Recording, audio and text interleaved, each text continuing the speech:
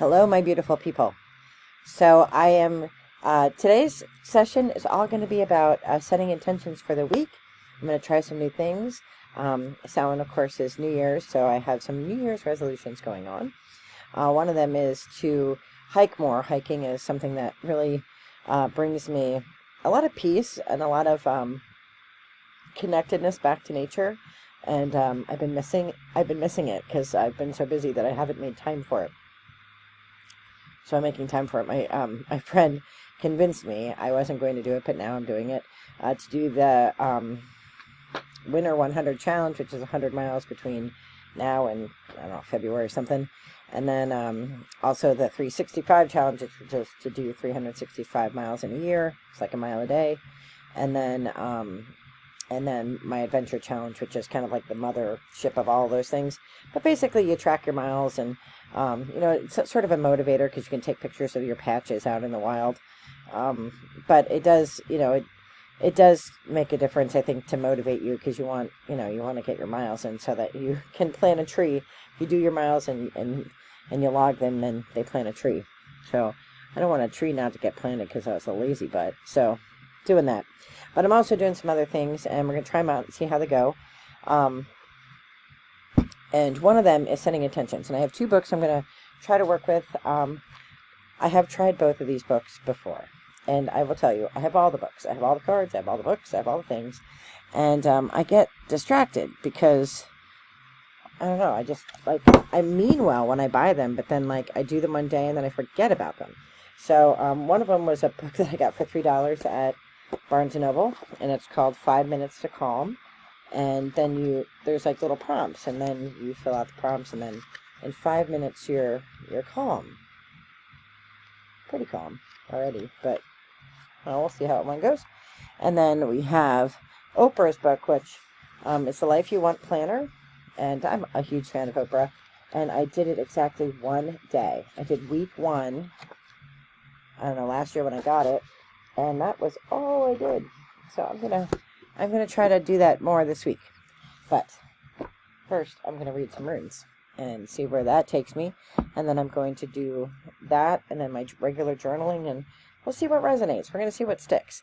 I watched a video, and I'm gonna post it below, from a person that I've watched on YouTube. Her name is Rebecca.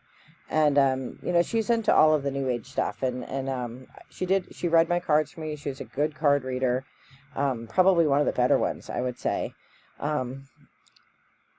But she is going through a spiritual awakening of her own, and threw away bags and bags of her tarot and spiritual stuff, like her New Agey stuff, because she really felt a call to come to the table of Jesus.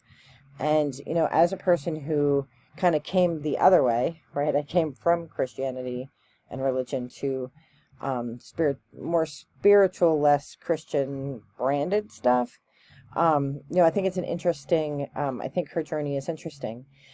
We often think that all of these things are separated, right? Christianity from New Age, from witchcraft, from Wicca, from, we all have our brands. And in that they're brands, they are different, right? Christianity is different than Judaism, different than, the Muslim faith, different than witchcraft, different than Wicca, whatever. They're all different brands, but they are all about bringing light and love into the world. And these things that we do, whether it's a workbook or it's rune stones, they're all tools. The church uses tools, right? Candles, communion, things like that. Varying denominations believe various things about those particular tools. But if there's no foundation for the tools, you can have a hammer and nail, but you're not going to build a house if you don't have a plan in place and you don't have a foundation built and, have a thing. So I've always been Christian, and no matter what else I do, that is absolutely the baseline of what I believe, right? So I don't believe that you need any of these tools. You're all the magic you need, as Hestia says. You and alone with your spirit guides, your God, your whatever you believe, that's all you need. You don't need any of these tools. These are just tools to help bring meaning to your path. And sometimes they resonate with you and sometimes they don't. I love Oprah's message. I subscribe to Oprah's magazine and all that stuff. And I love her messages. I love reading the stuff that comes out from her group. I love Suzanne Giesemann. There's different people I love, but at the end of the day, like, if this doesn't resonate with me because it's too hard to remember to do or whatever, it's okay. You didn't fail at anything. You tried something that just didn't resonate with you. So take the time to pick the tools and like sort through them. I've never been drawn to tarot. I mean, it's interesting to me. I like watching tarot card readers. I like, I've had tarot read for me.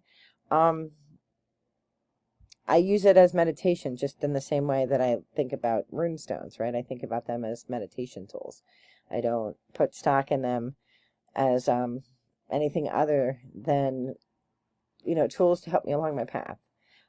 So I don't feel need to throw away things. I don't think they draw me away from Christ, I guess, is, for the Christians out there, like, one of the, things that we're taught in the church from little on up is that all this stuff is bad because then you're worshiping the devil. Not worshiping the devil. That's nonsense. That's scare tactics and that's bullshit. Excuse my language, but that's all it is. However, if you don't have a faith in Jesus Christ, like if you don't believe he existed or you doubt whether he was resurrected, then you're really not Christian, right? Like, that's not your tradition. Then that you have a different tradition. So John 3:16, for God so loved the world that he sent his only son who died on the cross. If you believe in him, you should not perish, but have everlasting life. That tenet is Christianity, right? You either believe it or you don't, right? Like, it's one or the other. Like, you believe that happened, or you believe it didn't happen, or you thought Jesus was a great, nice guy, but, that he didn't die and rise again. If you don't believe that part of it, then you're not Christian. I mean, you could be any denomination, but that's the core tenet of Christianity, is that he died and rose again. So after that, then I looked at, like, all the different denominations, and I've been to many different churches. I was raised in conservative Anglican church. But, there's varying degrees, and, really they're all a cut of genes, but they're all genes, right? Like, they're all Christianity. It's like a tree, and then they're all different branches. And I believe you can be on any branch, but different denominations believe you can't be on different branches, right? You can't both love a Baptist church and a Roman Catholic church. I mean, that's human understanding of religion. And over the course of my lifetime, I got less and less interested in those divisions, because I like to look at the acts of Jesus, the things that Jesus did. What did Jesus do? Jesus preached about loving neighbors and helping each other. Jesus did work in the community to help others, right? He fed the poor, he clothed the poor, he healed the sick. He went among the people that nobody else would go anywhere near. That's the life of Jesus, right? And that's a pure example of light and love that we have for us in this world to follow. So my faith in Jesus Christ, my belief in his existence, my belief in his crucifixion and resurrection, and my belief in his acts while he was here on earth has never wavered, no matter what tools are sitting in front of me. The trouble for folks, and I, over the course of my lifetime, I've been guilty of this as well, is when the tools start to matter more than the faith, right? When we get too obsessed with the tools and the right candles and who's lighting them and whatever, when we get too obsessed with those details, we stop focusing on the light and love that Jesus displayed when he was here on earth, and the light and love that he asked us to spread in his name. So the tools are great, but don't let the tools come before the faith. Whatever your faith practice is, like if you're not Christian and you're something else, what is the message of your faith, right? And if it's a personal faith, like you believe in yourself and your higher power, what is the message at the end of the day? Is it to spread light and love? Then do the tools you use help you get there, or do they keep you stuck and back? I think one of the things that I don't like about the New Age movement is that it constantly tells people they're sick and they need healing and they need something else. Like there's not enough in them, that they have to do this to heal their inner child and all this cycle stuff.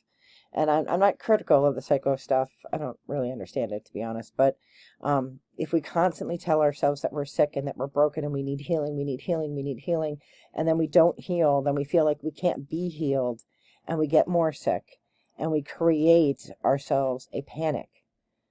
You are light and love. This meat skin, this human thing covers our light and love. And anything that, like, we're pure, we're not broken. We are not broken. We are light and love of God. The human condition, humanity, tells us otherwise and we put blocks up, cultural blocks, personal blocks. There are blocks, and there's pain and things that happen that create those blocks. But inside, we're all perfect. We just have to peel away the layers of that onion to get to that light and love so that it can shine. And everybody can heal. Everybody can get to that inner core of light and love. So, this is a long enough message. I think I'm actually going to leave it here. I'm going to go do my own thing here, read my runes and do that kind of thing. But I didn't think I was going down this route, but I just had a lot to say after watching her video, and I wish Rebecca well. I wish her the very best. And if you're on a spiritual journey and you feel very, like, pulled, just remember that Jesus was light and love. Jesus is light and love. God is light and love. Your inner soul is light and love.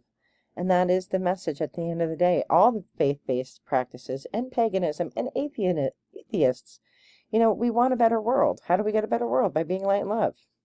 That's how we do it. Right? So I am wishing you all the best in light and love. Have a great day. Take care. Bye-bye.